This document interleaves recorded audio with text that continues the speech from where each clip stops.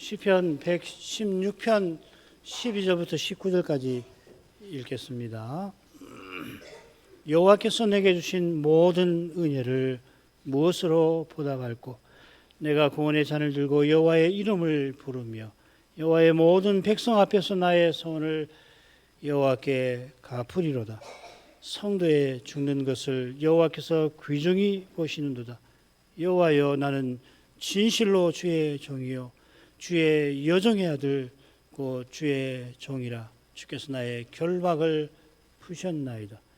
내가 주께 감사제를 드리고 여호와의 이름을 부르리이다. 내가 여호와의 모든 백성 앞에서 나의 소원을 여호와께 갚을지라. 예루살렘아, 내 가운데서 여호와의 전정에서 내가 갚으리로다. 할렐루야.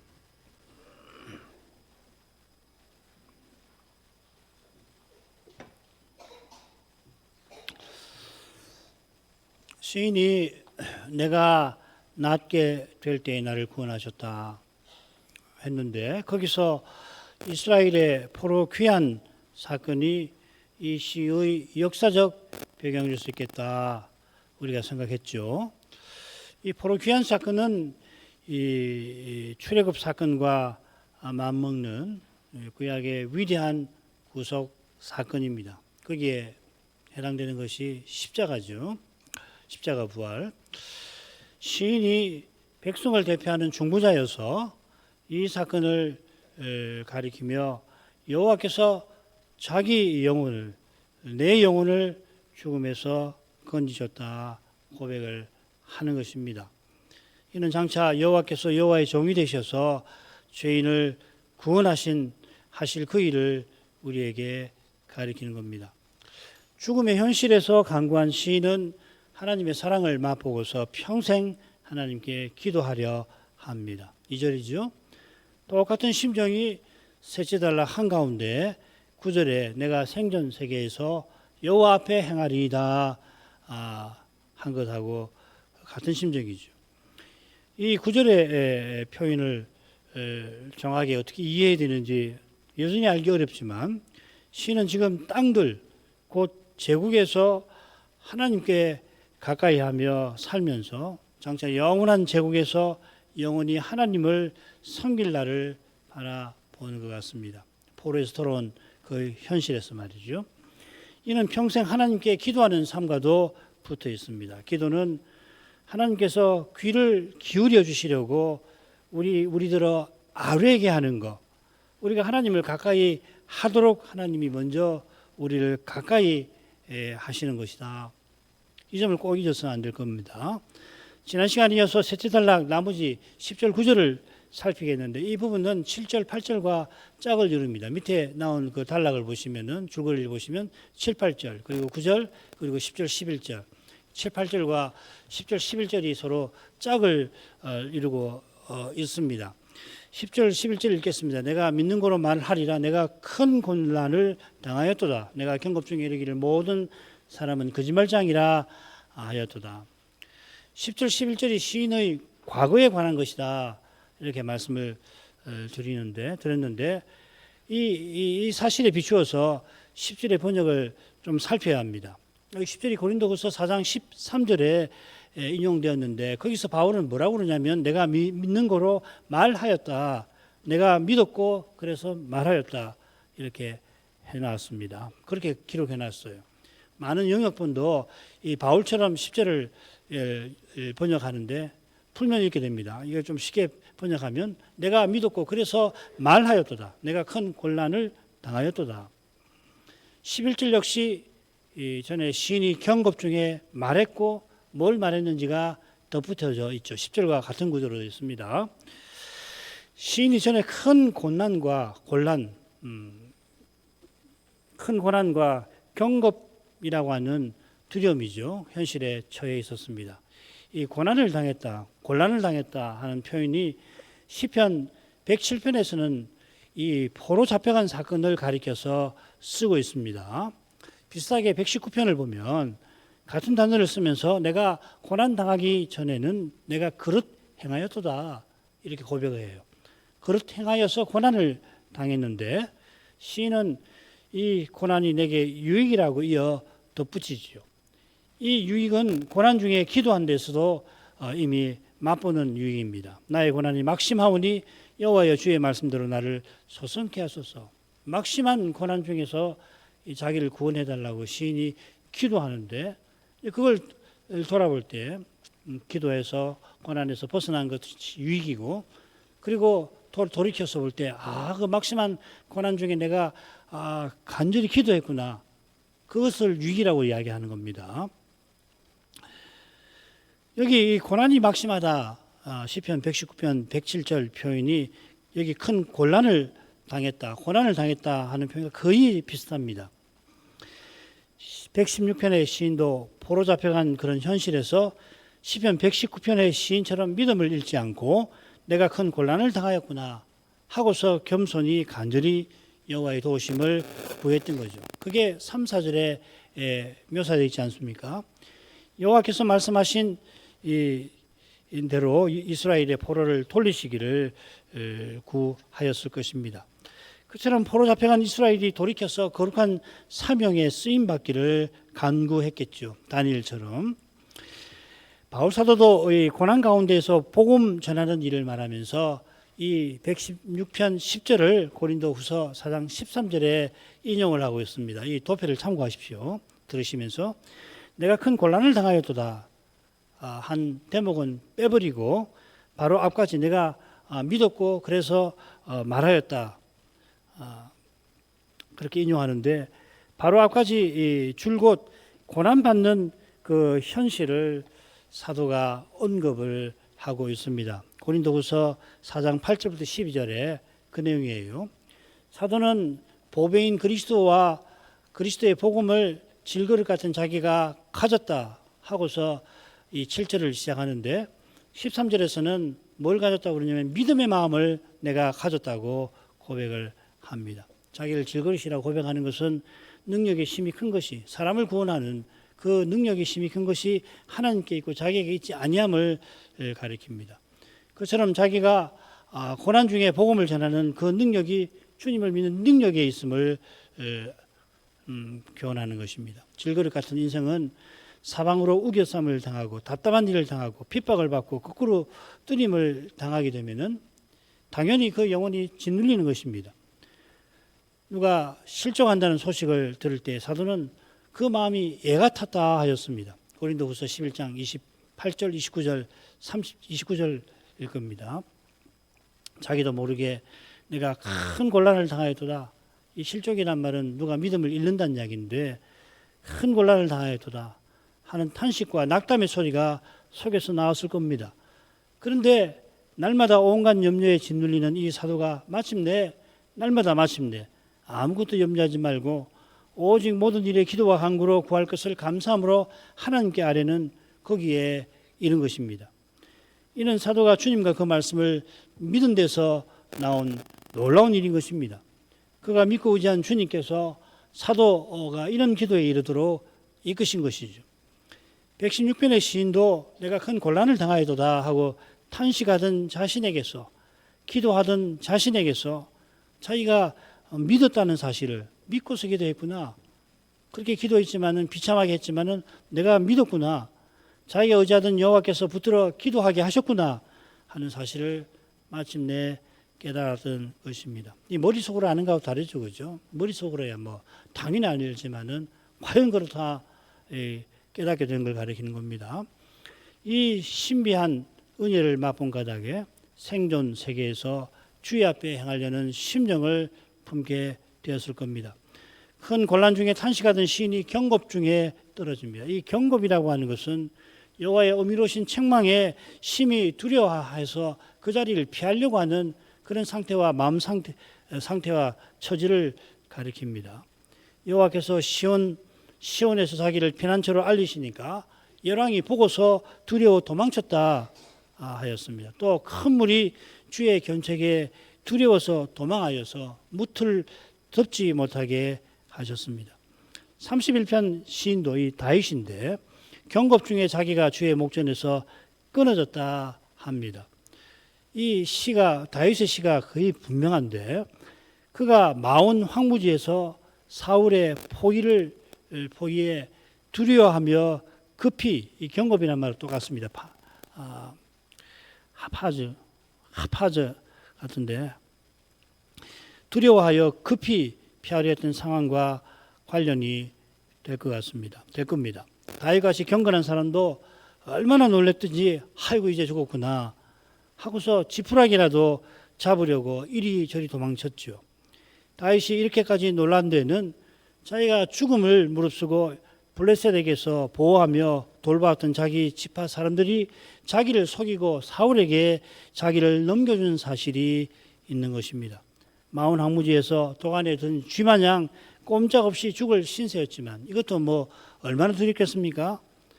유다 사람들의 속임이 죽음의 고난을 다윗에게 안겨줘서 얼마나 놀랐든지 이 다윗이 당황하는 모습이 사무엘상 23장에 잘 나옵니다. 이런 배경에 비춰서 시인이 경급 중에 모든 사람은 거짓말쟁이라 말한 사실을 살피만 할 것입니다. 첫째 단락에서 시인은 사망의 줄이라고 하는 표현도 썼는데 어쩌면 이 줄이라고 하는 이 표현이 교만한 자가 나를 해하려고 올무와 줄을 놓으며, 이 줄입니다, 길 곁에 그물을 치며 함정을 둔 현실을 가리키는지 모릅니다. 교만한 자, 즉 악인이 사람의 힘과 꾀로 시인을 핍박해서 죽이려고 하는 것이 시인의 시편에 자주 나오잖아요. 모든 사람은 거짓말장이라 자기도 모르게 이 시인이 토로한 데서 자기가 사람의 악한 꾀에 빠져서 죽음의 고통을 맛보았던 그런 장면이 떠오르는 겁니다. 사람 생각에는 도무지 그 꾀를 벗어날 길이 보이지 아니하는 데다가 그 꾀가 시인을 죽음으로 몰아대는 것이라 시인은 자기도 모르게 놀라가지고서 깜짝 놀라서 모든 사람은 거짓말장이다 이렇게 악할 수가 있는가 했던 것 같습니다. 그런 처지로부터 시인은 자기가 하나님만 믿은 사실을 오히려 발견한 겁니다. 당장에는 내가 망했구나 할 만한 처지인데 그런 처지에서 탄식하고 낙담하는 것인데 놀랍게도 그런 자신이 이미 하나님만 의지하고 있는 것을, 하나님이 그런 그를 여전히 붙들고 계신 것을 알게 되었던 것입니다. 자, 이런 내용에 비춰서 이어 나오는 시인의 감사하는 심정을 헤아려 보십시다. 여호와께서 내게 주신 모든 은혜를 무엇으로 보답할꼬? 내가 구원의 잔을 들고 여호와의 이름을 부르며 여호와의 모든 백성 앞에서 나의 소원을 여호와께 갚으리로다. 시인은 여호와께서 내게 주신 모든 은혜를 말합니다. 여기 은혜라고 하는 말이 이 명사인데요. 이 구약 성경에 여기 한 번만 나옵니다. 이 명사의 동사가 7절에 후대하심 이로다 나왔습니다. 기억하고 계실 텐데 이 후대한다라고 새긴 이 동사는 본래 무슨 뜻이냐면 누구를 대한다, 대우한다 혹은 갚는다 하는 뜻인데 문맥에 적절하게 하나님이 후대하셨다, 후하게 대우하셨다, 선대하셨다 이렇게 새겨 놓았습니다. 여기서도 이 은혜라고 새기는 것이 적절합니다. 아울러서 시인이 받아 마땅한 은혜가 아니라 그가 마땅히 받을 만큼보다 비할 수 없이 큰 은혜일 뿐만 아니라 실은 시인이 도무지 받을 수 없는 은혜를 가리키고 있는 것입니다. 실은 은혜 자체가 우리 스스로는 받을 수 없는, 받을 자격 없는 그러한 것이죠. 시인은 무엇으로 보답할꼬 하며 하나님 은혜에 감사합니다. 시인이 낙담하며 탄식하는 이것이 은혜 받을 자격이 되겠습니까? 우리가 회개한다고 뉘우친다고 해서 그게 죄 사함 받을 수 있는 근거가 되질 않아요. 우리가 자꾸 착각을 하기 쉬운데 심지어 낙담하고 탄식하며 기도하는 것 자체가 무슨 자격이 되느냐 이 말이죠. 사도가 교회를 위하여 구할 것을 확신하며 아래는 그것이 감사함에 속하는 겁니다. 사도가 스스로는 모든 교회를 위한 염려에 그 영혼이 날마다 짓눌려 있을 뿐인데 그가 거기서 벗어나는 것 하며 구할 것을 아뢰는 것, 하나님의 은혜에 속하는 것입니다. 그런 까닭에 그가 감사함으로 아뢰라고 권면한 것이겠죠. 그처럼 하나님께서 우리에게 바라시는 것이 바로 시인처럼 그 은혜를 무엇으로 보답할꼬 이런 마음을 품고 또 하나님께 아뢰며 사는 것이겠죠. 감사하는 겁니다. 한마디로 말하면. 이 감사가 우리를 향하신 하나님의 뜻이라고도 사도는 교훈합니다. 범사에 감사하라. 이는 그리스도 예수 안에서 너희를 향하신 하나님의 뜻이니라. 감사하는 마음은 먼저 우리를 향하신 하나님을 향하는 마음입니다. 더욱 하나님을 가까이 하는 것입니다. 우리가 무슨 수로 하나님께 전혀 없는 영광을 우리가 만들어 드릴 수가 없습니다. 하나님께 영광을 돌린다는 것은 하나님의 영광을 뵙는 데서 열리는 것입니다. 그 사랑의 영광을 특별히 뵙고서 그 마음에 감사가 일어나는 것이죠. 이 감사는 자연히 찬송으로 이어집니다. 감사의 기도가 하나님을 향한 찬송입니다마는 시인처럼 구원의 찬을 들고 여호와의 이름을 부르게 되는 것입니다. 유명한 시편 23편 그 마지막 절 앞에 원수의 목전에서 내게 상을 베푸신다는 장면이 나오죠. 그리고 거기 보면 내 잔이 넘치나이다 하고 그 절이 끝납니다. 잔은 여호와께서 원수에게 쏟으시는 진노를 가리키기도 하지만 여호와께서 자기 종과 백성에게 베푸시는 구원을 가리키기도 합니다.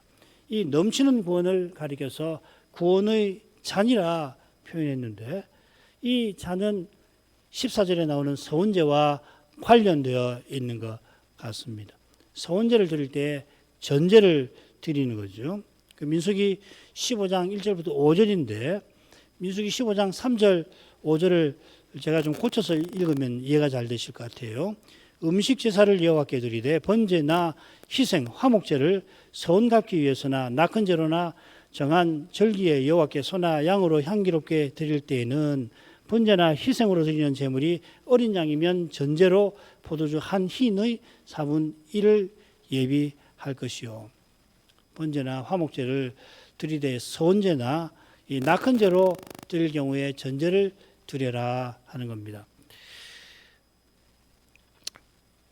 이어 시인이 여호와의 모든 백성 앞에서 나의 서원을 갚겠다 합니다.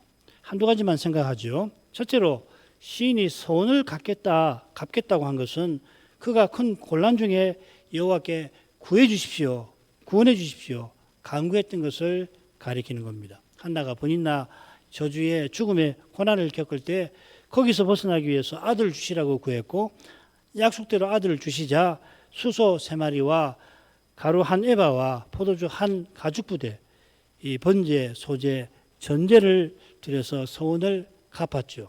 사무엘상 1장 끝으로 나옵니다. 그처럼 시인이 서원을 갚겠다라고 지금 하는 것은 그가 포로 잡혀가서 아마 동족의 거짓말로 죽음의 고통을 겪으면서 거기서 벗어나기를 간구했던 것 같고 그의 간구를 여호와께서 응답해 주신 것을 가리키는 것입니다. 시인이 약속을 이행하신 여호와께 약속대로 서원제를 드리려 하는데 그 심정이 어떠할까 우리가 주의할 필요가 있어요.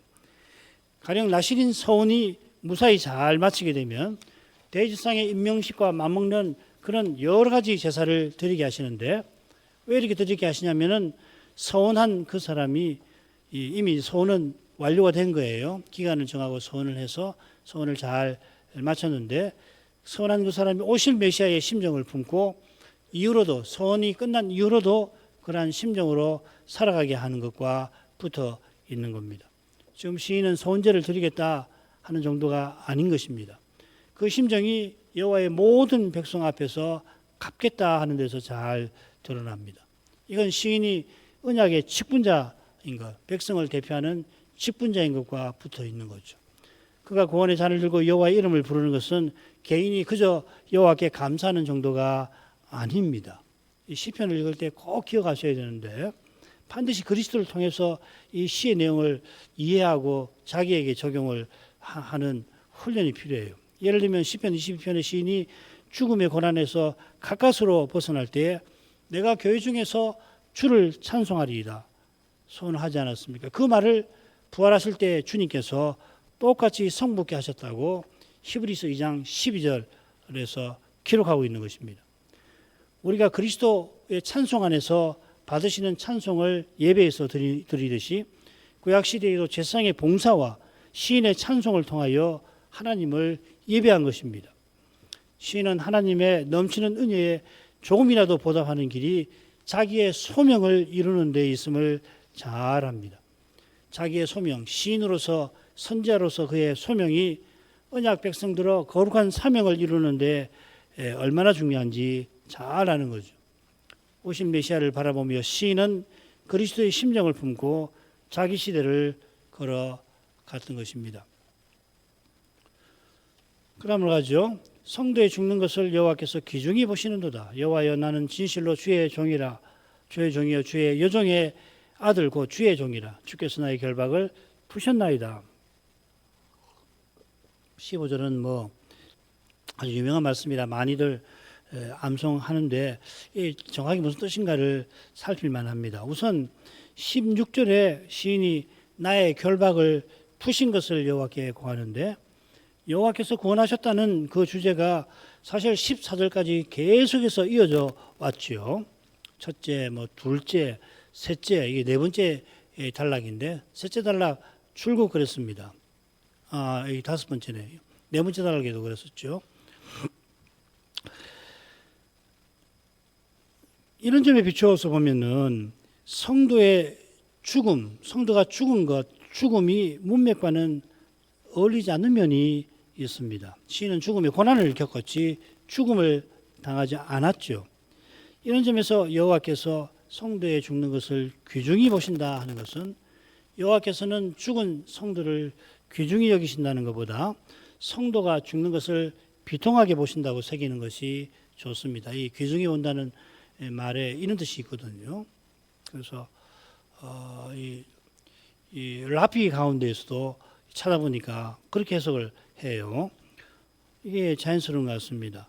죽음의 고난을 겪는 성도를 하나님이 얼마나 귀하게 여기시나 그리스도의 십자가를 통해서 우리가 확인할 수가 있습니다. 그런데 그 성도가 억울하게 죽는다면 하나님이 얼마나 슬퍼하시겠느냐 이 말이겠죠.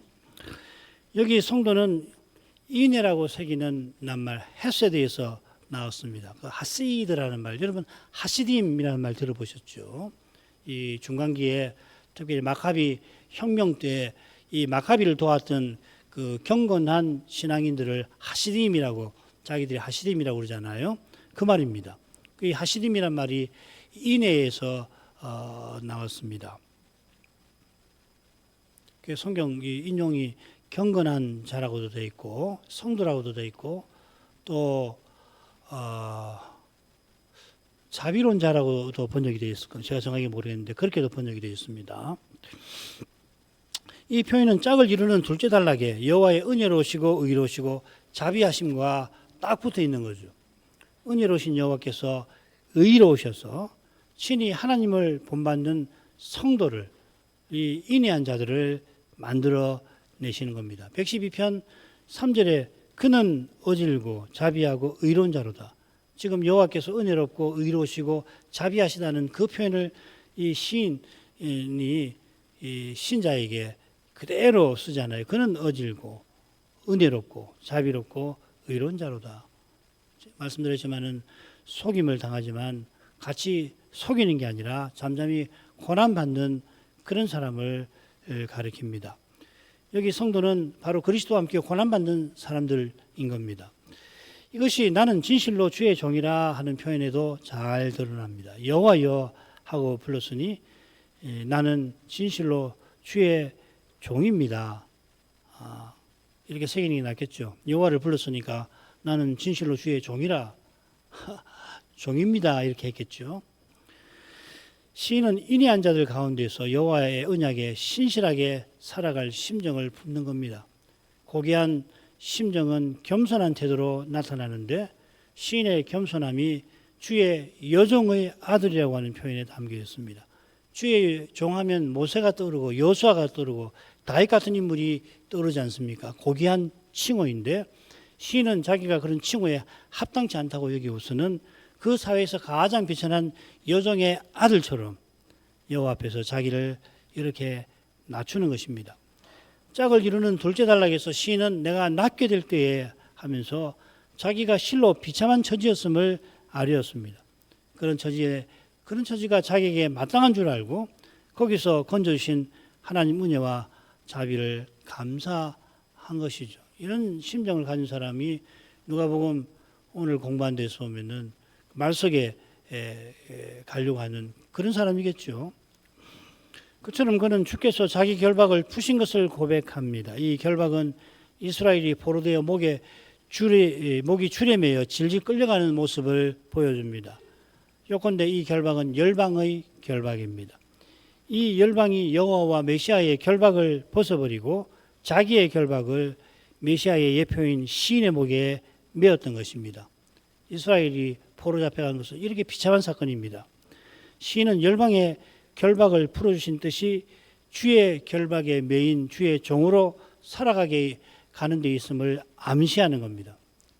결박을 푸셨나이다. 이제 주의 결박에 매여서 신실하게 주의 종답게 직분자로서 이 선자의 사명을 이루어 나가게 해주시길 바라는 심정을 이렇게 밝히는 거겠죠. 열방의 결박보다 더한 고약하고 끔찍한 것이 바로 죄의 종살이인데 그리스도 안에서 우리가 죄인하여 죽은 것은 이제부터 영원히 하나님을 그리스도처럼 섬기게 하심입니다. 그래서 순종의 종이라든지 의인의 종이라든지 의의 종이라든지 여호와께 종이 되었다. 로마서 6장에서 그렇게 표현하죠.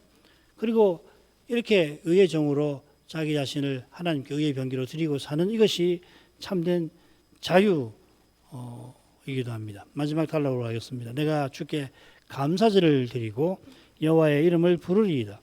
내가 여호와의 모든 백성 앞에서 나의 서원을 여호와께 갚을지라. 예루살렘아 내 가운데서 여호와의 전정에서 내가 갚으리로다.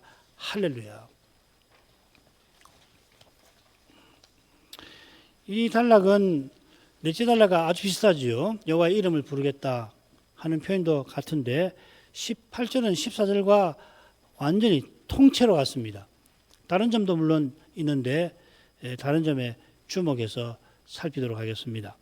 시는 시의 막까지 이르러 여호와의 이름을 부르며 감사제를 드리겠다 합니다. 감사제는 화목제 일종이죠. 화목제에는 아까 살핀 대로 감사제 외에 서원제와 낙헌제가 있습니다. 서원제와 낙헌제는 서원을 이행하거나 자원하여 자기를 드리는 점에서 감사제와 물론 다른데 그리고 이 둘은 화목제 음식을 이튿날까지 먹을 수 있는 반면에 감사제는 화목제 드리는 당일까지만 먹는 점에서도 다릅니다. 음식을 먹는 기간이 차이 나는 것은 아마도 서원제와 낙헌제를 드리면서 서원하고 자원한 그 뜻을 음식 먹는 기간 동안에 하루 더 깊이 생각하고 하루 더 마음에 새기도록 하신 게 아닌가 그런 생각을 해봅니다. 반면에 감사제는 하나님께서 베푸신 은혜와 사랑이 너무도 분에 넘치는 것이라 그것을 기뻐하면서 하나님께 사랑을 나타내는 제사여서 당일까지 먹게 하신 게 아닌가 싶습니다. 12절에 여호와의 모든 은혜를 무엇으로 보답할고 하는 심정으로 화목제를 드려서 하나님의 사랑에 감사하고 또 하나님께 사랑을 표시하는 것입니다. 이런 감사의 태도로 시인은 여호와의 이름을 부르려 합니다. 여호와의 이름을 부른다 했는데 이 심정이 2절 9절에 이미 밝혔던 심정이기도 합니다. 구약시대니까 시인은 당연히 제사를 드리며 여호와께 가까이 나가는데 거기 가까이 나갈 때 드러나는 여호와의 영광을 뵙고서 여호와께서 언약을 이루어 주시길 바라는 겁니다. 여호와의 이름을 부른다는 것은 여호와께서 그 이름대로 친히 역사에서 언약을 이루어 주시기를 구하는 것이겠죠. 지금 부활하신 그리스도께서 시인이 바라는 그 일을 누구보다 행하고 계십니다. 우리 주님은 아버지께서 자기 원수를 발등상 되게 해주겠다는 그 약속을 간절히 바라십니다. 18절은 말씀드린 대로 14절과 토시 하나 틀리지 않고 똑같습니다. 다른 점은 이어나오는 19절에 있는데 시인이 예루살렘을 부르며 서원을 갚겠다 한 겁니다. 우리 성경 번역과 순서가 좀 달라요. 여호와의 전정에서 내 가운데에서 예루살렘아 할렐루야 이렇게 되어 있습니다. 서원제는 물론 여호와의 전정에서 드리는 거죠. 여호와의 집 그 뜰에서 드리는데 거기 번제단이 있습니다. 거기서 제사장이 번제 제사를 드리면 기름이 연기로 바뀌어서 영광 구름 속으로 올라갑니다. 이는 제사 드리는 시인이 제사과 제사를 통하여서 여호와를 가까이 하는 것이죠. 시인이 여호와의 모든 백성 앞에서 자기 소원을 갚겠다 한 것은 모든 백성이 시인과 함께 여호와를 섬길 것을 바라며 제사 드린다는 뜻일 겁니다. 여호와의 전은 내 가운데입니다. 성전은 예루살렘의 중심입니다. 예루살렘과 관련하여 시편에서 한 가지 흥미로운 통계가 뭐냐면 전체 시편에 예루살렘이라는 말이 17번 나오는데 12번이 시편 제5권에 집중되어 있다는 겁니다. 1권에 아마 나오지 않는 걸로 알고 있습니다. 예루살렘이 다윗과 관련이 되어 있죠. 다윗의 많은 시가 시편 5권에 두루 나오는데 처음 4권에 5번만 나오고 마지막 제5권에만 12번이 나옵니다. 이것은 시편 5권의 역사적 배경과 잘 어울립니다. 이스라엘이 포로에서 돌아와서 성전을 재건하고 이어 예루살렘 성벽을 중건합니다. 이것이 에스라 느헤미야의 중요한 주제가 되는데 역대상도 마찬가지고죠. 역대상 족보 기억하시죠? 1장부터 9장까지였던가요? 한가운데 제사장, 대제사장의 족보가 나오고 그 다음에 마지막에 뭐가 나오냐면 예루살렘 거주민에 관한 그 족보가 나오죠. 똑같습니다. 역대 상하도 포로 이후에 기록되어 있는 구약에서 가장 나중에 기록된 성경책이 역대상한데 거기 보면 두 가지를 강조해요. 대제사장 그리고 예루살렘. 포로 이후에 거룩한 영역이 전에서 성으로 확장되는 겁니다. 시인이 성전 뜰에서 서원제를 드리는데 성전 뜰을 예루살렘 가운데라 부른 뜻이 있는 겁니다. 시인은 예루살렘이 거룩한 성다우게 서나가기를 바라면서 서원을 갚으려 하는 겁니다. 이것은 여호와의 통치가 세상 제국에 가득 나타나기를 바라는 것이기도 합니다. 온 세상을 다스리시는 그 왕께서, 만왕의 왕께서 예루살렘 한가운데 성전의 좌정에 계신다 이 말이죠.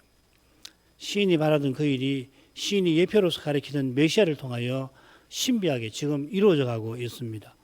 아직은 메시아의 제국이 여전히 사람 눈에 겨자씨와 같이 보입니다마는 메시아께서 다시 오시는 그날에 그 나라는 영원한 제국다웠게 세워질 것입니다. 실로 찬란한 영광이 영원한 제국을 통하여 비칠 텐데 그 영광이 지금 여기서부터 이미 이루어지고 있는 것입니다. 믿음의 눈은 그리스도와 함께 고난받는 교회와 신자에게서 그 영광이 이루어져 가는 것을 신비하게 이루어져 가는 것을 보는 것입니다. 시인이 겪은 고난이 틀림없이 메시아께서 이 세상 오시는 거기에 귀히 쓰였던 것처럼 신약교회가 겪는 고난도 그리스도가 다시 오시는 그 일에 귀히 쓰이는 것입니다. 기도하겠습니다. 거룩하신 아버지, 구약 시인이 어떤 역사 시기에서 어떤 현실 가운데서 주의 구원을 맛보고 구원하신 은혜를 감사하고 있는지 여전히 다 알기가 어렵지만 그의 시와 그의 기도가 오실 메시아를 간절히 바라는 믿음에서 나온 것임을 모를 수는 없습니다. 시인과 우리 사이에 실로 긴 시간적 간격이 있고 사상적으로나 문화적으로 간격이 또한 크겠습니다마는 그러나 시인의 기도가 이 시대의 믿음의 길을 행하는 거기서 그 기도가 끊이지 아니하는 줄 신약교회도 저희도 이 시를 부르면서 이 시대의 믿음의 길을 걸어가야 할 것을 깨닫습니다. 시인이 오실 메시아를 간절히 바라며 탄식한 것처럼 저희도 다시 오시는 메시아를 간절히 기다리면서 고난의 길을 계속 걸어가게 되기를 구합니다. 그 길에만 참된 감사를 맛보고 하늘의 기쁨과 평안을 그 길에서만 누리게 하시는 줄 믿습니다. 그 길에서 사도가 고민한 대로 구할 것을 감사함으로 하나님께 아뢰면서 살아가도록 이끌어 주옵소서. 예수님 이름으로 기도합니다. 아멘.